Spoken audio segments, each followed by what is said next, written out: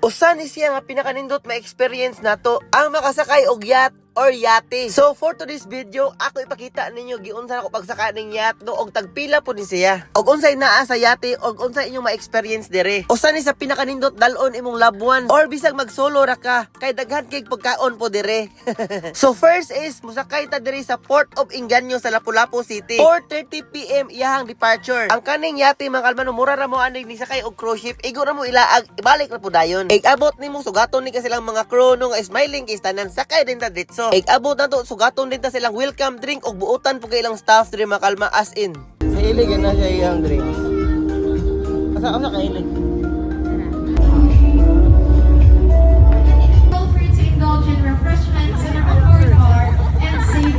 Okay, nakaplastar naman tama na po lang seminar before mo biyahe and the adventure begins. Let's go! So, gikan sa port, medyo baud-baud gid siya. So, if dagaton mo, pag tumar lang mo bunamin. But after, padong namin dito sa bridge is, ang dagat is nilinaw na. Grabe mga kalma, igsakay pa lang ninyo, naanay pagkaon dayo, na mo snack nga makaon tanawa nyo, pirting daghan na anak, but di pa ni mauha. Snacks pa lang ni siya. Take note, unlimited ang food dire if ma-display.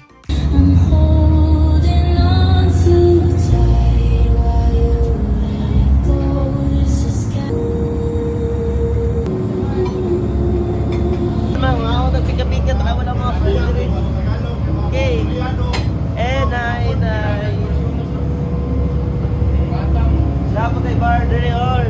Og tanawa si Kalma, mura jud correct. So ang naa sa yate mga kalmon, naa siya sound system, naa po siya bar nga pwede mo diri mag-enjoy. Pwede mo mag-wine or unsa inyong gusto. And mostly amo nakasabay mga kalma is mga foreigner no. Malingaw mo mga kalma, malingaw mo sa mga barko nga moagi. And nice man day ni agian ang Mactan channel no. And take note, eksakay nyo diri naa slay official photographer nga picture-picturean gyud mo og tarong.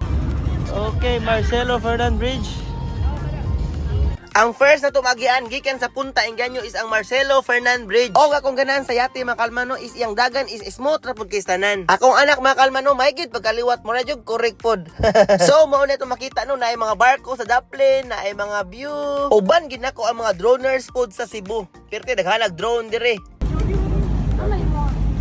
So ingani ang dagat diri sa Cebu City mga kalma. If ganahan mo mosuway ani mga kalma. So mao na to makita. So pirting ninduta di sa Cebu City. Ma-picture ginatog taro ang dagat sa Cebu City mga kalma no. And lingaw po diri kay nay kaon na ay sounds and hangin kisanan hayahay kisanan. Ang atong sunod maagian ang Old Bridge sa Cebu City. Karaan na kay ni siya nga bridge diri sa Cebu but standing strong gihapon kisanan. Murag di na kay klaro nga wa ko nag-enjoy mga kalma.